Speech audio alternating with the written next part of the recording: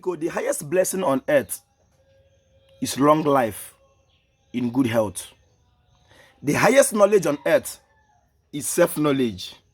Ọwụ na ịma otu esi kwọ mkpara na mmiri ya ekewa abịa were ụkwụ gafee ma ịmaghị akụkọ be nna gị amamihe ga-ezughị oke. The highest teacher on earth will hardship. Mgbe ọ bụla ihe shiri gị ike n'ụwa ọ mgbe aha ka iji ama onye ọma gị. Perikome nwoke Izọgụ ọ sị ma nwata ekoteghị ekwu ọla ama onye iro ya. Biko aha m Nkwachukwu Ojiagba na-akpọ m Ojiọfọ, abụ m onye olu okoro nke dị na Ọmahịa n'obodo nke Chineke n'okwu bekee. I'm from Olokoro in Umuahia South, local government area of Abia State. Abụ m onye Igbo, abụ m ezigbo onye Igbo. Igbo bụ Igbo. Ọ ga-adịrị Igbo la mma. Isiokwu m n'ụbọchị nke taa abụla ọ bụ naanị ihe isi ike bụ ihe na-akacha kụziri mmadụ ihe. Biko mgbe ọbụla ị nọ n'ụwa a ihe adịzighị ka o si adị, lemecha anya ndị ahụ fọrọ gị n'akụkụ, ndị ahụ ka na-eweta enyetụ gị, ndị ahụ na-asị gị wee ndidi, ndị ahụ na-asị gị na ọ ga-adị mma, ọwụ ndị nke gị, onye na-eji gị gwa gị kasie gị obi.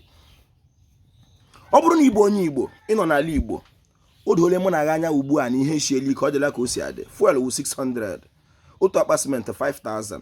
Ọ bụrụ na onye ọcha ka na-agwa gị it is well with your soul, kwụọ ya ọkpọrọ anya. Onye Yoruba kala asịkwa gị kneel down, let's pray for you. Let's pray for you. It's gonna be okay. The Lord will do. Nwanne pịa onye ahụ ọkpọrọ anya kala nwaanyị gị. Ọ Ojiọfọ ekwu. Ugbu a ka o kwesịrị ido ndị Igbo anya na akụkọ nwa bekee ya na-akọrọ anyị kemgbe arọ. Ihe na-eshikwa ike, ihe na-adịkwa njọ. Oge erule mgbe mụ na gị ga-alaghachikọta akụkọ anyị. Anyị kọga ya ka ndị ọcha soro anyị kọwa nke anyị. Maka Igbo wọpara, ọ ga-adịrị Igbo la mma. Biko ọwụ na ya amụtaghị ihe na nke ugbu a, ebere ụmụ anyị na-abịa n'azụ dere m.